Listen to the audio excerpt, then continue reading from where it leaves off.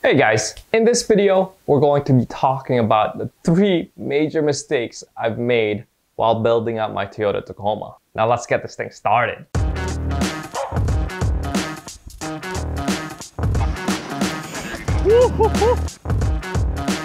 Now for those of you guys who are new to this channel, I have a 2009 Toyota Tacoma TRD Sport fully locked with 35-inch tires, and I also have a 4-wheel camper that I do take off from time to time when I'm doing a little bit more off-road driving and off-camber rock crawling. Now I have made a few mistakes on my build, and before I even get to that, let's get to the overall philosophy of my build and why I did the things that I did.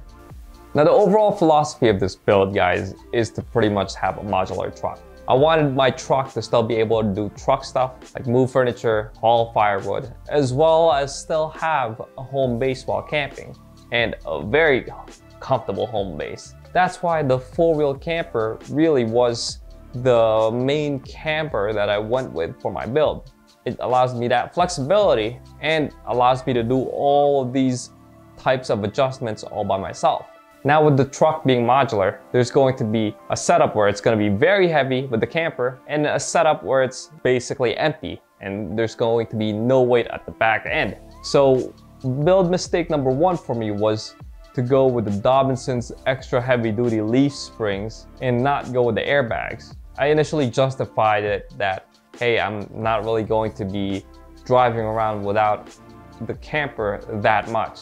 But with the extra heavy duties, it almost seemed like there was no spring there. So that rear end was so stiff, I felt every bump in the highway and any of the potholes on the road. So going with an oversprung rear end was pretty much something I had to bear for a few months, and I was like, that's it. I had to lessen the spring rate and took off 2 of those leaves in order to make it the light duty leaf spring in the back. So with the light duty and with the airbags, that made the ride quality so much better, and I should have done that to begin with. And that extra effort of having to remove the leaves and also pay the additional, I think it was $150, $200, was basically like a little bit of a wasted effort. If I went with the light duty leaf springs to begin with the airbags, and just made that decision up front, it would have been a much better ride quality with adjustability and the comfort.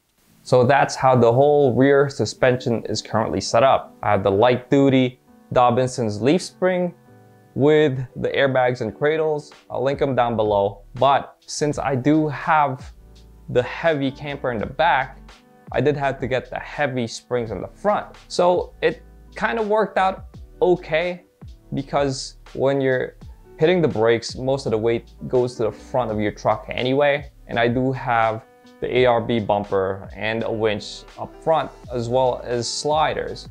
So my front end is a little bit on the heavier side. But if there's some way I can do like a lighter set of springs when I have the camper on or off, it will definitely make the ride quality a little bit better, because the spring is definitely a little bit more on the stiffer end without the camper, but with the camper it rides like perfect. It's okay. With that being said, I think I'm going to throw out another ridiculous idea.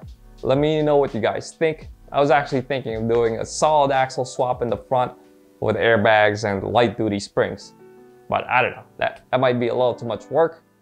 But it will also be cool to do it as a full DIY build in my garage with no truck lift. That is like a car lift, a 2-post car lift. Because I could definitely tackle that project. It'll just be a little bit more on the complicated side. So yeah, let me know. That would be cool to try out anyway. So now let's get into mistake number 2 that I've done with this build, and that is heavy wheeling with the camper on. So I've experienced it with driving my truck a little bit more recklessly without the camper, and that was fine. Having it fully locked with the 35s, I was able to get away with aggressive and poor driving. And the one time where I wheeled a little on the heavy side with the camper, that was definitely very stupid.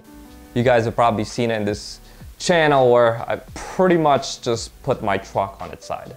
If you're wheeling heavy, be very careful when you're doing so, especially if you're wheeling top heavy. So that goes into my crazy second idea building an off-road camper trailer. That would be another cool build to try to implement in this channel. And let me know what you guys think about that. Just leave it in the comment section below. So last but not least, my third mistake, which is really not that bad, is putting the diesel tank on the wrong side of the camper. I just overlooked that little fact where the driver's side is where I fuel up the truck. So each time I end up having to fill up the diesel tank, I also had to fill up the truck.